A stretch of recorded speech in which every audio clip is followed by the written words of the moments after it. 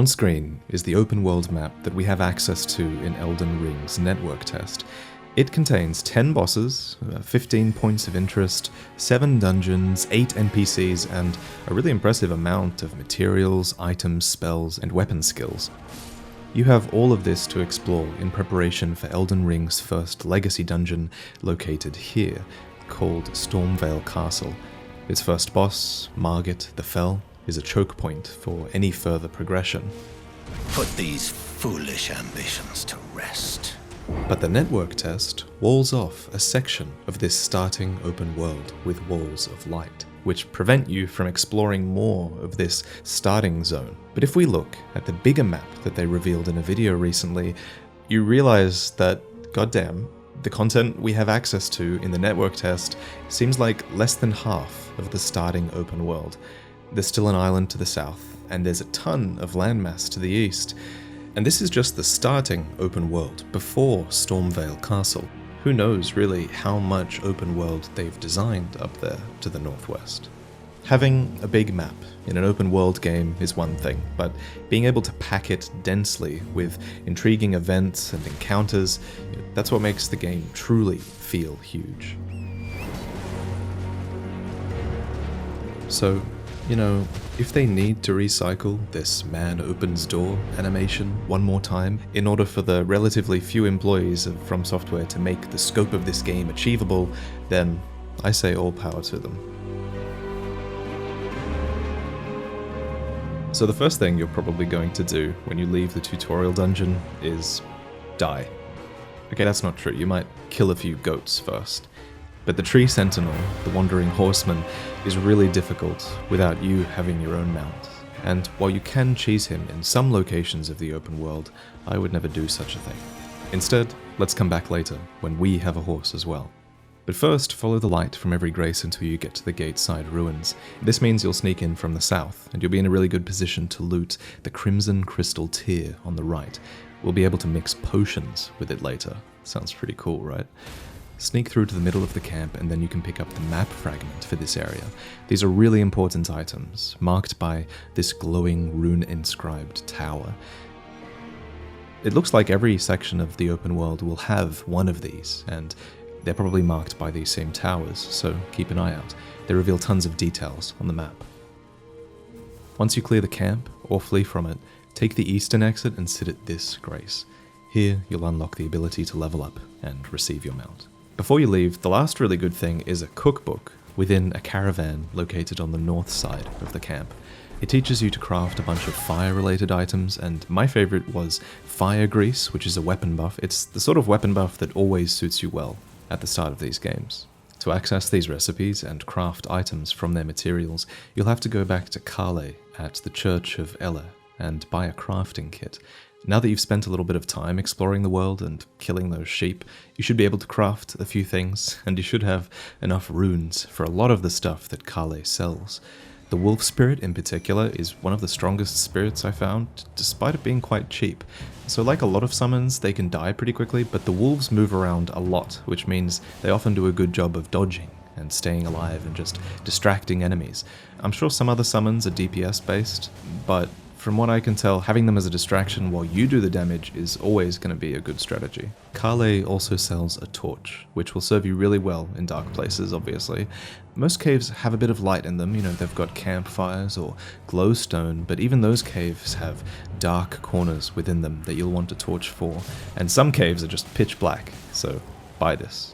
Finally, Kale also sells some basic weapons. Make sure you pick up the bow, that's always good. But another great one to pick up is the lance, because you do a lot of horseback combat in this game, and, surprise, surprise, the lance is really useful on horseback. It lives up to its true purpose, finally, and lets you joust with your enemies. Now that you have a horse and a weapon you like, hopefully, you can go and get revenge on the Tree Sentinel. More than the loot it drops, it's just an excellent opportunity to practice horseback combat with a grace nearby. Like most holy sort of cleric characters in the game, this guy is very anti-magic, literally. He drops the Holy Ground Ash of War, a skill for your shield that consecrates the ground beneath you, healing and granting defense to any allies that stand within it. Between the church of Ella and the gateside ruins is a small forest filled with wandering soldiers. Tucked away against the northwestern cliff here is Groveside Cave. It's one of the best early dungeons to try and clear, I think. First, you'll find the Twin Blade. Its weapon art, Spinning Slash, does great damage and effectively stunlocks the boss of this dungeon, showing you immediately why it's good. But what you really want is this, the Flask of Wondrous Physic that is in a chest behind the boss.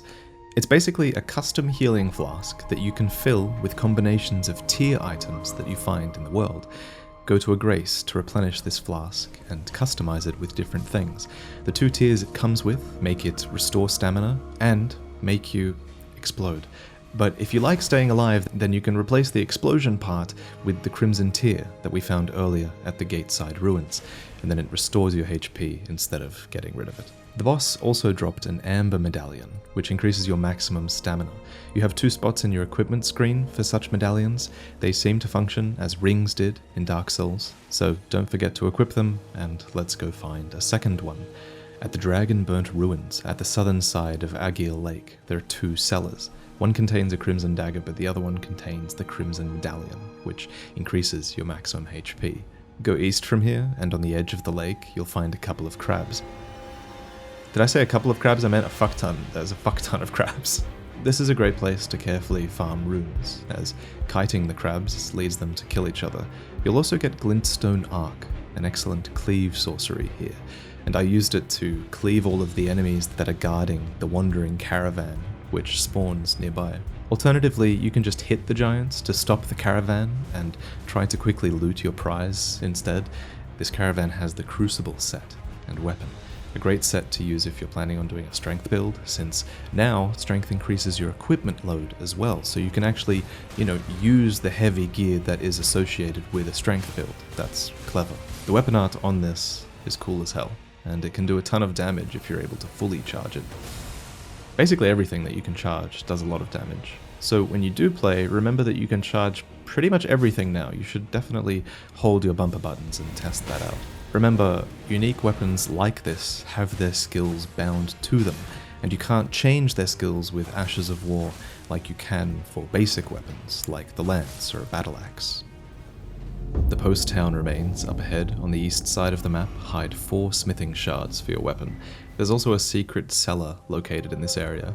You find it by climbing the ruin above and then looking down, or you can just jump over its walls with Torrent, fight the Pumpkinhead, and then become Pumpkinhead, and then take Pumpkinhead off because it's really heavy.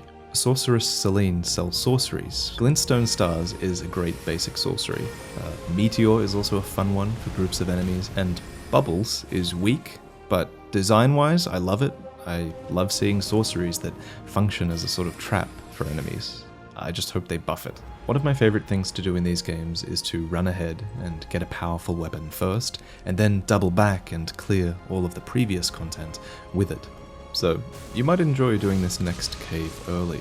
It gives you the Dragon Scale Blade, one of the best early game weapons. It's quite well hidden in the Agheel tunnels at the north side of the lake. As you explore these tunnels, make sure that you leap off the elevators every time that you take one. There are hidden pathways here, and one of them leads to the Stone Digger Troll, a pretty tough boss that requires very careful spacing. So you should have about 5 shards by now, but you need 1 more to get your weapon to +2. So, from the Church of Ella, let's head to the beach to the southwest and find 1 more shard. Here, you'll find the Nomadic Merchant.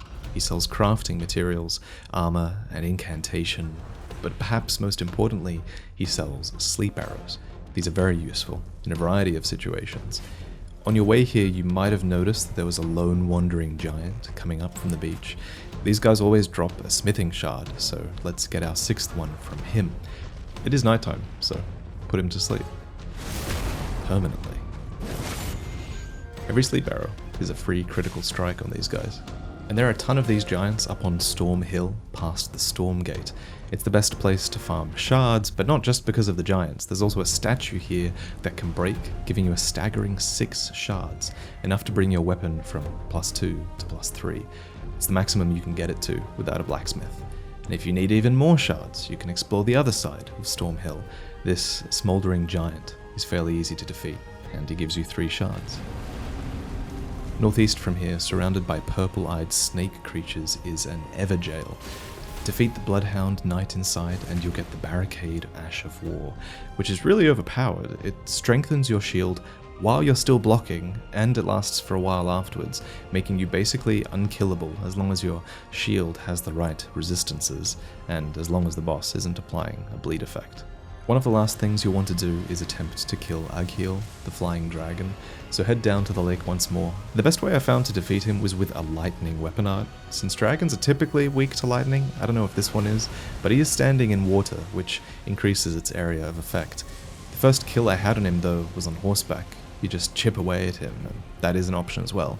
If you do this, I'd highly recommend crafting some horse feed to keep your mount healthy as you fight him, because it's going to be a long fight, and if you do lose Torrent, then you'll have to use a healing flask to revive him, so feed Torrent instead. You get Ughill's heart from defeating him, which can be taken to the southwestern island for Dragon Communion. To get there, just swim across. Once you're here, there's one small statue in particular that takes the heart and gives you Grail's Roar, an incredibly powerful incantation that deals enormous AoE damage and reduces enemy attack damage as well for a limited time. Behind the Dragon Church is Feast Upon Flame. It's a chargeable fireball incantation, and atop a nearby ruin is Dragonfire, a channeled flamethrower incantation. Speaking of Dragonfire, go and check out the Guardian of Moonlight displate. It's something I designed with Justin Gerard over the last few months, and I'm really proud of this one. Before I go though, I want to leave you on a quest, a bit of an unsolved mystery, at least in this network test. It has to do with Boc, a demi-human, hidden in a grove of trees near the Bird's Eye telescope. Oi! You there! Could you help us out, Cully?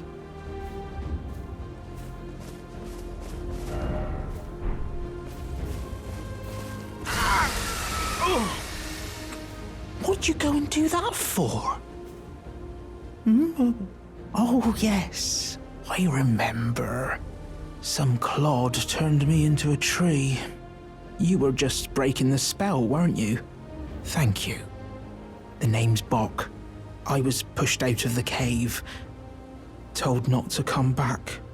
Not ever. Then I ended up as a tree. Lucky you came along, really. Or, well, if you can afford to wait for a while, I could sneak back into the cave and bring back something of actual value. Well, then I'd be of some real use to you, I reckon. Right, but I'll need a moment. I'm frightened of them, so I have to gather myself. My knees start knocking, just thinking about that god-awful cave on the shore. The first beach I thought he actually might be at is by the seaside, which requires some clever platforming to get down to. This was actually super fun to try and figure out, and I hope From Software doesn't miss the opportunity to put a lot of tricky platforming in their game. But he's not here. Instead, his map icon actually shows him at the Dissenter's Cave to the west.